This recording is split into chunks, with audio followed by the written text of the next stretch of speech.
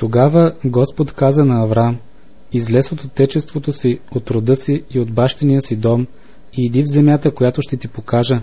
Ще те направя голям народ, ще те благословя и ще прославя името ти и ще бъдеш за благословение. Ще благословя онези, които те благославят, а ще прокълна всеки, който те кълне. И в теб ще се благославят всички земни племена. И така Авраам тръгна според както му каза Господ, и Лот тръгна с него. А Авраам беше на 75 години, когато излезе от Харан. Авраам взе жена си Сарая, племенника си Лот, целият имот, който бяха спечелили, и хората, които бяха придобили в Харан, и излязоха, за да отидат в ханаанската земя. И Авраам пропътува земята до местността Сихем, до Даба море. В това време ханаанците живееха в земята.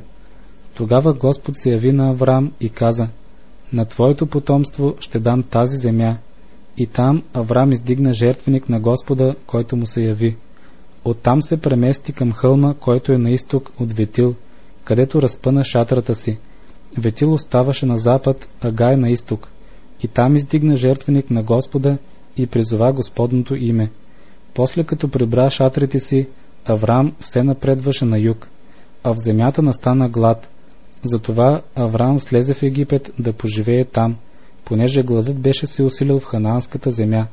И когато приближи до Египет, каза на жена си Сарая: виж сега, зная, че си жена красива на глед. Египтяните като те видят, ще кажат: тя му е жена.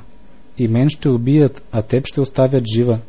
Кажи, моля те, че си ми сестра, за да ми бъде добре покрай теб и да се опази животът ми поради твоята дума. И като влезе Авраам в Египет, египтяните видяха, че жената беше много красива. Видяха я и фараоновите големци и я похвалиха на фараона. Затова жената беше заведена в дома на фараона. И заради нея той направи добро на Авраам, който придоби овце, говеда, осли, слуги, слугини, ослици и камили. Но Господ порази фараона и дома му с тежки язви поради Авраамовата жена Сарая. Тогава фараон повика Авраам и каза: какво е това, което ти ми причини? Защо не ми каза, че ти е жена? Защо ми каза: сестра ми е, така че си я взех за жена? И така, сега ето жена ти, вземи я и си иди.